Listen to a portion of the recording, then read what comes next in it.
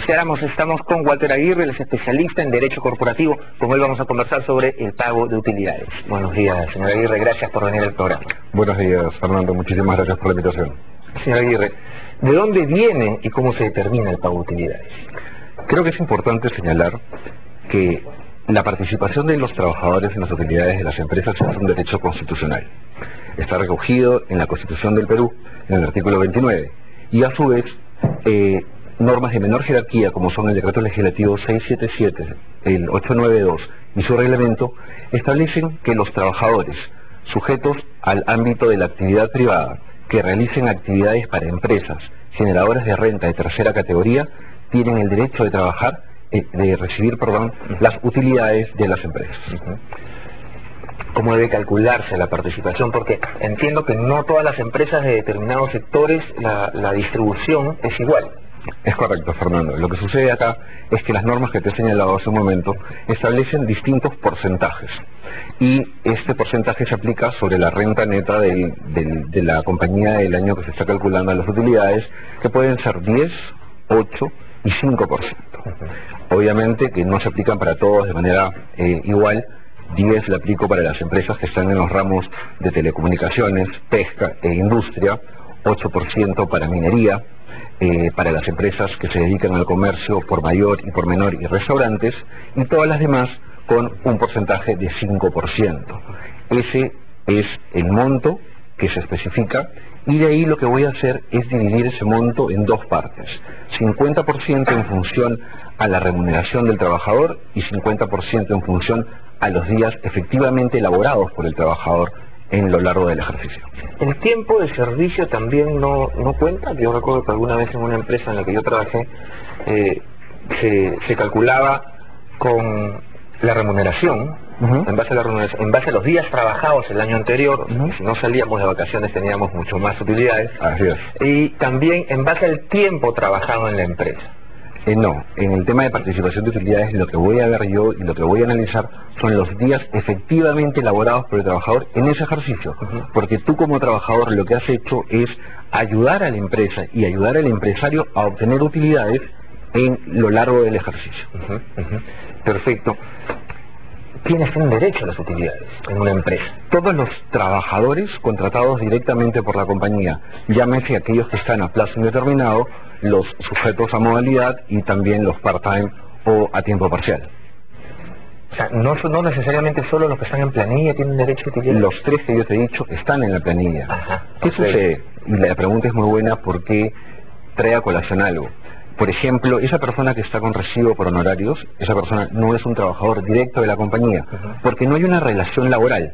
Lo que tenemos ahí es estar frente a una relación civil de prestación de servicios. En tanto, yo no tengo a un empleador, porque estoy dando servicios profesionales. Esa persona no estaría con el derecho a recibir las utilidades de la compañía. Los que están también por la modalidad de servicios, tampoco. Tampoco. En principio no. Es una modificación que la están pensando en este momento y que está plasmada en uno de los proyectos de la ley general, pero en principio no, porque no es trabajador de la compañía. Ese trabajador, un poco injusto, ¿no? Porque cumple funciones como cualquier otro en la compañía, ¿no? Creo que hay varias perspectivas. Sí, depende de cómo se mire, pero desde el punto de vista de los trabajadores, un trabajador de service que está trabajando 40 horas a la semana, 8 horas o más por la semana, y que cumple las mismas funciones o tiene el mismo puesto de otra persona que sí está en planilla y que sí recibe utilidades, es injusto, ¿no? Creo, como te dije, que hay perspectivas distintas en relación a eso, pero el trabajador pertenece al service y en todo caso tiene derecho a utilidades del service. Porque el service tampoco tiene 5 trabajadores, y ese es otro tema. ¿Cuáles son los requisitos que tiene que tener una empresa para pagar utilidades? En número de trabajadores, en número de ganancias. Primero, como tú bien has señalado, tiene que tener ganancia, ¿correcto? Es por eso que la voy a aplicar sobre la renta del ejercicio. Y además tiene que tener más de 20 trabajadores en el año, para efectos de calcular cuántos trabajadores tiene en el año. En planilla, a eso me refiero.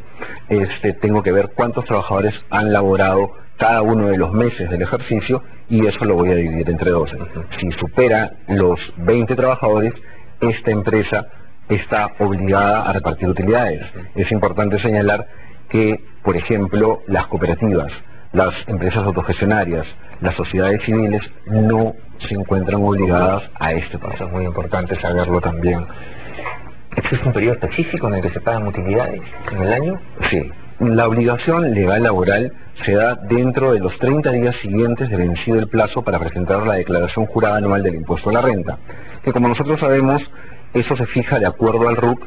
Este año, si mal no recuerdo, ha sido entre el 26 de marzo y el 10 de abril, lo que significa que las empresas tienen plazo para pagar estas utilidades, en el peor de los casos, hasta el 10 de mayo. Ahora, hay empresas que realizan adelantos de utilidades, ¿no? Sí, lo que sucede y lo que me estás diciendo seguramente está vinculado al tema de que yo puedo pagar antes. ¿Y por qué? Porque para efectos tributarios, para la empresa, si ella quiere deducir el pago de utilidades, tiene que hacer ese pago antes de la presentación de la declaración jurada anual de impuestos. Entonces, al final de cuentas, muchas empresas, la gran mayoría, hacen este pago no en el caso que te estoy diciendo de los 30 días posteriores, sino que se adelantan un poco para poder deducirlo en el ejercicio grabable. Muchos que pensábamos que lo hacían de buena gente. Así es. Era para deducir. ¿Qué ocurre cuando la empresa no paga las utilidades en el tiempo especificado?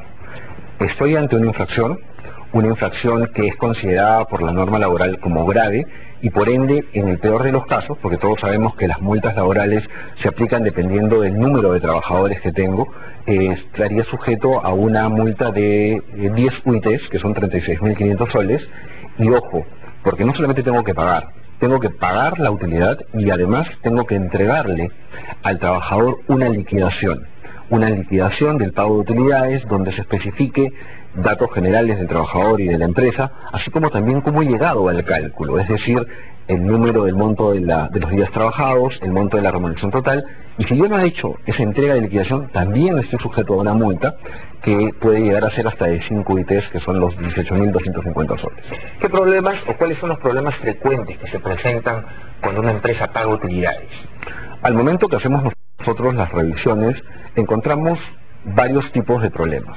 Tal vez uno vinculado a algo muy sencillo, que es determinar la actividad principal de la compañía. ¿Por qué? Porque una empresa puede realizar más de una actividad. Entonces tengo que recurrir a la clasificación internacional industrial uniforme de Naciones Unidas y verificar cuál es la actividad exacta, porque va a haber mucha diferencia entre aplicar un 5% y un 8%.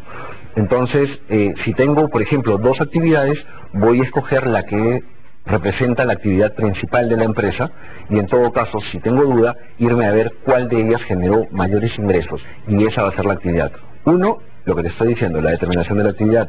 2, las compañías a veces no cuentan con un buen sistema de verificación de asistencia de los trabajadores al centro de labores. Me parece que eso es muy importante porque nos va a dar una idea clara y específica y a través de sistemas, para hacerlo mucho más rápido, de los días efectivamente trabajados por los funcionarios de la compañía, ¿no? Otro problema que se presenta es la falta de comunicación al Ministerio de Trabajo cuando existe un remanente en el pago de las utilidades y tal vez uno de los más importantes es no llevar un buen control de lo que se considera un concepto remunerativo para efectos laborales. Y recuerdo que me hicieron esta consulta hace unas semanas. ¿Qué pasa cuando uno renuncia a una empresa, se va y no se entera que le tenían que pagar utilidades y pasan 1, 2, 3, 4 años? El trabajador que cesa a lo largo del ejercicio tiene el mismo derecho que el trabajador que sigue trabajando al momento del reparto. ¿Qué quiero decir con esto?